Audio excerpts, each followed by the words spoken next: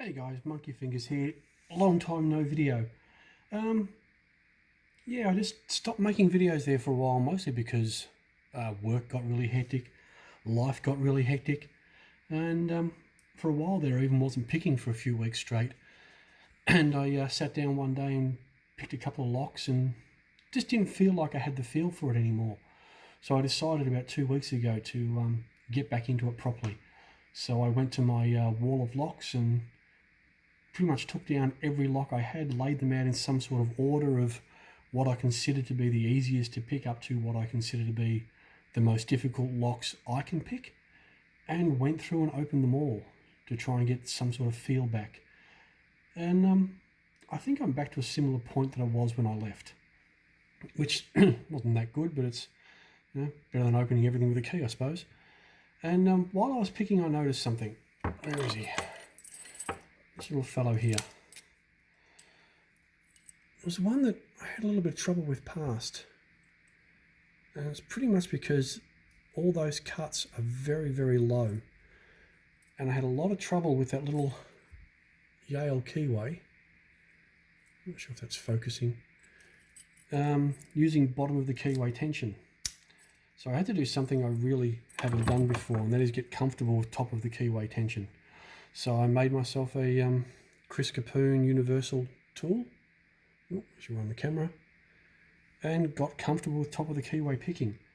Once I did that, I then decided that if I can top of the keyway pick something with spools, I might try a lockout tag out, and I actually got my first 410 picked open the other day. It's a video for next Tuesday, I think.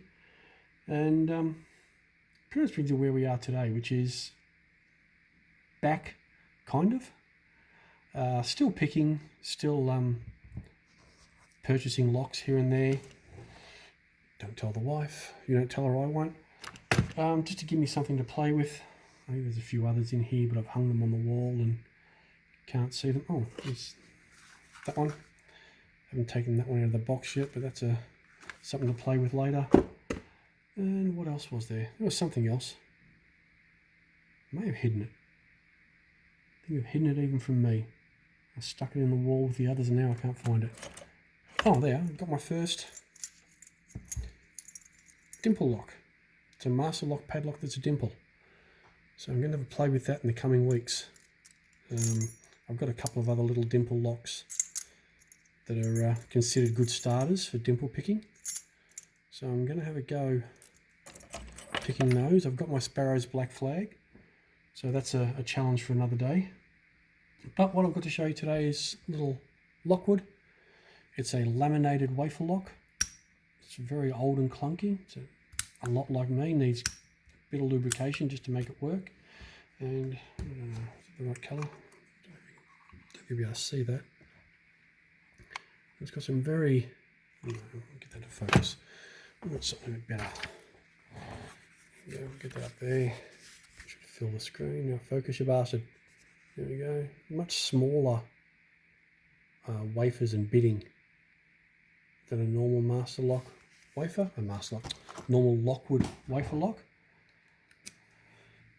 But I figured we'd have a go at him. So let's get the old wafer lock master key, tension tool. You know what? I might even put my glasses on. That'd be smart. I can see what I'm doing. Hey, look at that. There's a padlock on my desk. Alright, let's get some tension on it. Make sure we're not sitting on that rivet. There we go.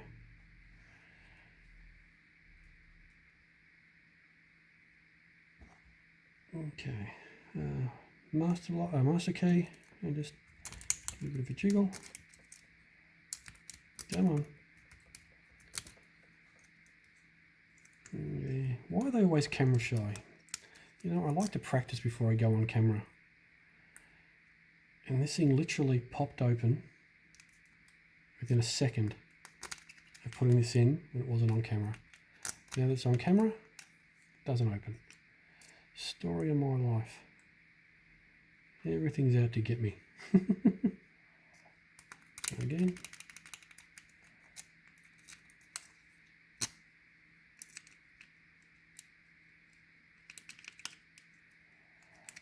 click out of it.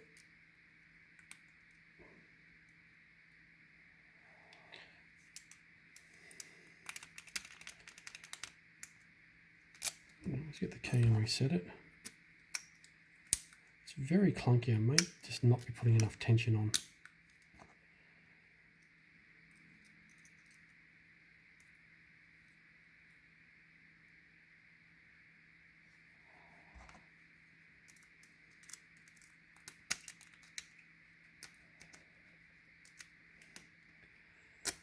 Nothing more frustrating than a camera shy padlock. Oh, there we go. I think I was over tensioning it. Let's do that one more time. A little bit less tension.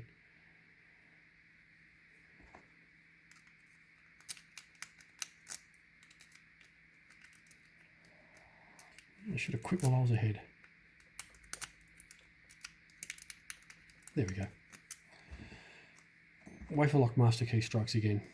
This has been a fairly short video, so let's quickly do this one. I think everyone knows how to do one of these. Let's spin them all. I do know what the combination is, but it doesn't really matter with how fast these things decode. So we're locked. And if you've never done one of these, there's a little wheel on the side. You've got to actually put it in and push to the side slightly. Typical. Kids come home when you're on the video camera. At least this time I've got my pants on. Spin the wheel. There we go. Drops into place. Go to the next one. Put him in. Spin the wheel until it drops into place. I think with my fat fingers covering the number, I can't see it anyway, so drops into place.